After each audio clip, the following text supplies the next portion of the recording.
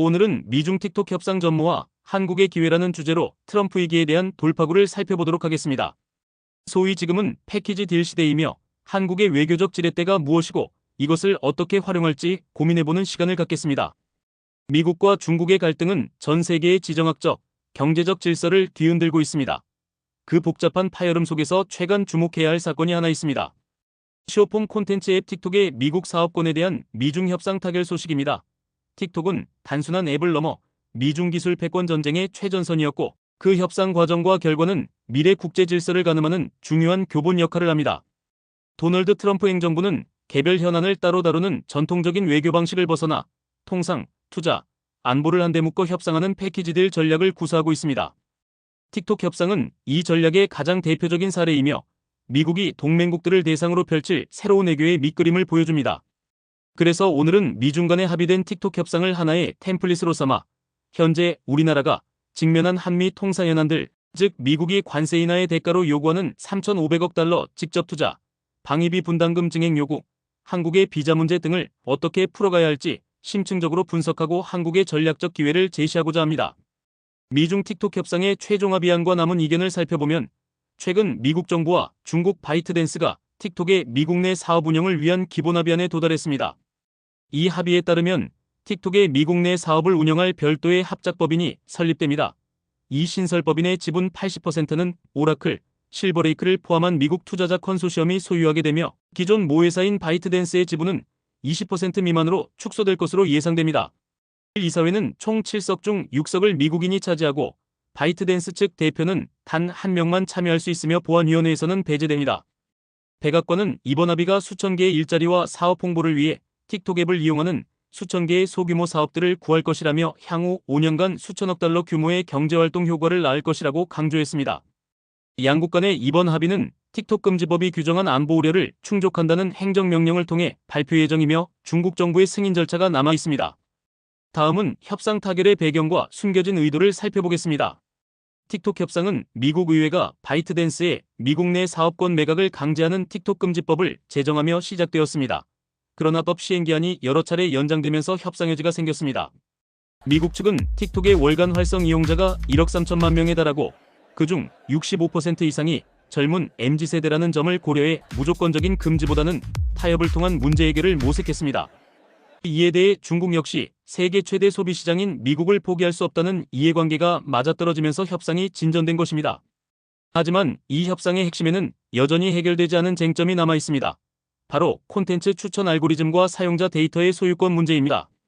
미국 측은 오라클이 보안을 책임지고 알고리즘의 라이선스를 확보해 미국 내 데이터를 활용해 제약스팜으로서 중국의 영향권에서 벗어난다고 주장합니다. 반면 중국 관영 매체는 알고리즘의 소유권은 여전히 바이트댄스에 있으며 미국 합작회사의 사용권만 부여했다고 주장하며 이번 합의가 중국 기업의 합법적 권익과 국가안보를 보호했다고 평가했습니다. 양측의 주장이 정면으로 충돌한다는 사실은 이번 협상이 완벽한 문제 해결이 아닌 재협상 또는 추가 분쟁에 불씨를 남겨둔 잠정적 정치적 봉합에 가깝다는 점을 시사합니다. 미국은 트럼프 행정부의 통상 성과로 중국은 핵심 기술을 지켜냈다는 명분으로 삼기 위해 핵심 쟁점을 모호하게 남겨둔 것으로 보입니다. 이는 틱톡 금지법의 입법 취지를 100% 충족한다고 보기 어렵다는 미 의회 내부의 비판과도 연결됩니다. 여기에 또 하나의 구조적 문제가 숨어 있습니다. 틱톡 데이터가 오라클의 미국 서버에 보관된다는 점은 보안 우려를 해소하는 것처럼 보입니다. 중국의 데이터 안전법과 반간첩법은 그 효력이 중국 국경 밖에서도 미치기 때문에 중국 정부가 자국 기업의 국가안보 명목으로 데이터 제공을 요구할 수 있는 법적 근거를 제공합니다. 따라서 틱톡이 모회사인 바이트댄스도 데이터에 접근할 수 없다고 주장하더라도 바이트댄스가 중국 공산당의 요구를 받으면 합작법인에 영향을 미칠 수 있다는 잠재적 리스크는 여전히 남아 있습니다. 이는 미국이 지분 80%를 확보하고 알고리즘을 라이선스 받아도 중국 정부가 법을 통해 우회적으로 영향력을 행사할 수 있는 구조적 문제를 드러냅니다. 다음으로는 우리에게 가장 중요한 틱톡 협상이 한국에 던지는 시사점을 살펴보겠습니다. 트럼프 행정부의 새로운 외교 전략은 개별 현안을 따로 다루지 않고 통상, 투자, 안보, 심지어 동맹관계까지 하나의 테이블 위에 올려놓고 협상하는 패키지 딜로 요약할 수 있습니다.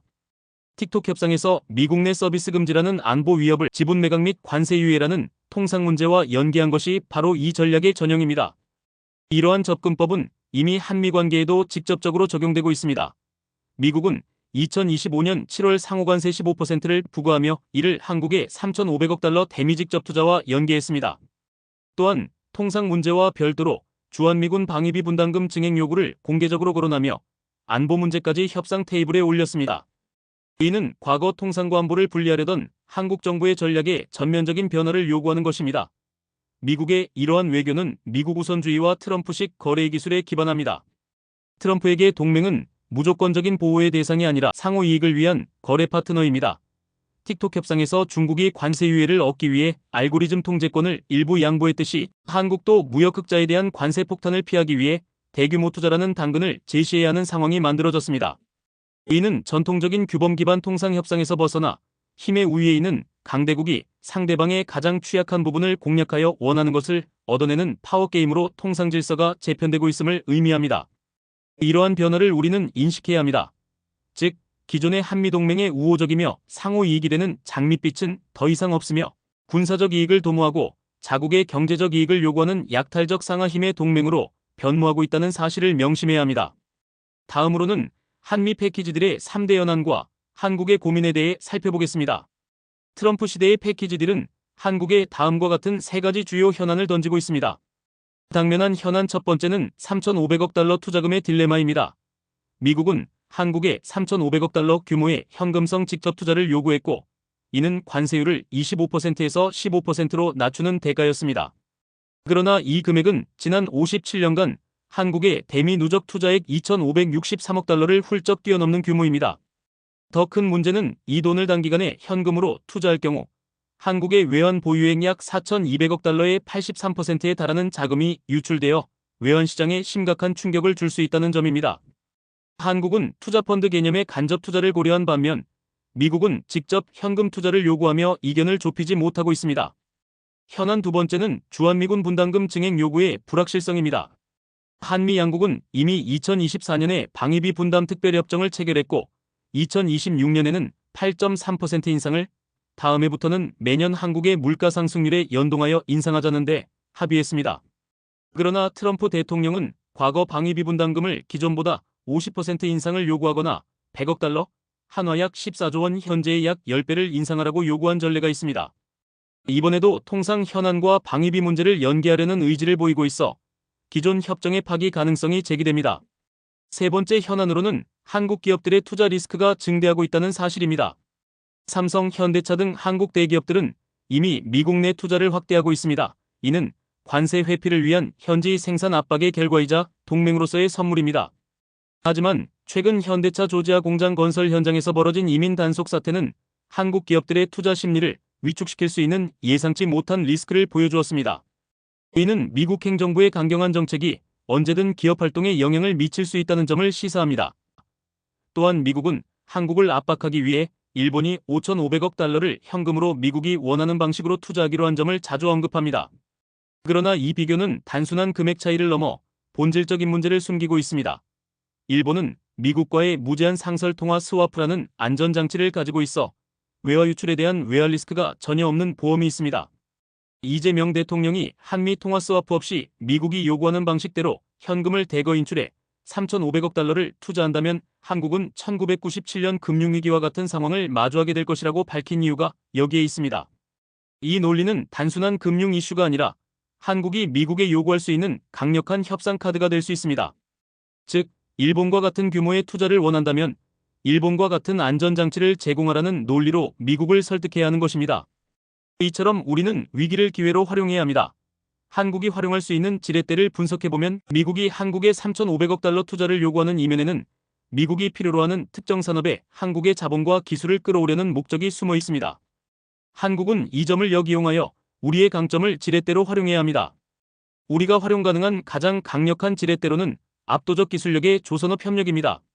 미국은 해양 패권을 유지하기 위해 강력한 해군이 필수적이지만 조선업이 붕괴 상태에 있어 군함 보수조차 어려운 상황입니다.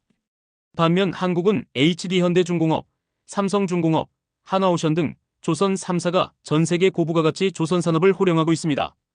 특히 미국 LNG 기업 벤처글로벌은 이미 중국 조선소를 배제하고 한국 조선소의 대규모 LNG 운반선 발주 협상을 진행 중입니다. 이는 한국조선업의 독보적인 위상을 보여주는 확실한 증거입니다. 두 번째 지렛대는 트럼프의 관심 사업인 알래스카 LNG 프로젝트에 참여하는 것입니다. 알래스카 LNG 프로젝트는 수십 년간 지지부진했던 사업으로 트럼프 행정부의 강력한 추진 의지로 인하여 다시 추진력을 얻고 있습니다. 이 프로젝트는 초기 사업비만 약 450억 달러에 달하며 경제성이 불확실해 한국 정부와 기업은 참여에 신중한 입장이지만 포스코 인터내셔널은 이미 LNG 도입 예비 계약을 체결했고 파이프라인 건설에 필요한 강광 공급을 논의 중입니다. 건설, 철강 등 국내 대기업들도 참여를 타진하고 있어 이 프로젝트는 한국의 중요한 지렛대가 될 수 있습니다. 세 번째 지렛대로는 미국 내에서 일자리 창출과 미국 GDP에 대한 기여입니다. 조지아주에서 벌어진 우리 근로자 수백 명의 체포와 구금 사태가 보여주듯 미국의 현대차와 LG에너지솔루션 공장 건설이 중단되자 미국 현지 정치권이 난리가 났습니다. 그런 점을 잘 활용해야 합니다. 한국은 관세 위기를 막기 위해 일방적으로 3,500억 달러를 내놓는 것이 아니라 알래스카 LNG 참여나 미국 조선소와의 협력, 미국 내 수십만 개의 양질의 일자리 창출 같은 미국의 핵심 국책 사업에 대한 우리의 기여를 협상 테이블에 올려놓고 그 대가로 통화 스와프, 기업 활동의 안정성 보장 같은 우리가 원하는 것을 얻어내야 합니다. 이는 패키지 딜을 일방적인 압박이 아닌 상호 이익을 위한 공세적 기회로 전환하는 핵심 전략이 될 것입니다. 결론 및 제언을 말씀드리면 이제는 우리가 미국을 상대로 일본처럼 서두르지 않고 공세적 실용 외교의 시간을 가지면 됩니다. 틱톡 협상은 한국이 처한 상황과 정확히 일치하는 맞춤 대응 교본입니다. 미국은 안보를 명분으로 통상과 기술 문제를 해결하려는 의지를 명확히 드러냈습니다. 이제 국제관계에서 협상은 더 이상 단일 이슈로 이루어지지 않습니다. 복잡한 패키지 속에서 우리의 지렛대를 찾아내는 해안이 바로 이 시대의 생존 전략입니다. 한국은 일방적으로 미국의 요구를 수용하는 수동적 외교에서 벗어나야 합니다. 우리가 가진 강점, 즉 세계 최고 수준의 조선 기술, 에너지 투자 능력, 첨단 제조업을 활용해 미국이 필요로 하는 것을 제공하고 그 대가로 우리가 원하는 것을 얻어내는 공세적 실용 외교가 필요한 시점입니다. 틱톡이 전하는 교훈은 명확합니다. 국제 정세의 변화를 읽고 우리의 강점을 전략적으로 활용하여 위기를 기회로 전환하는 것, 그것이 바로 우리가 나아가야 할 길입니다.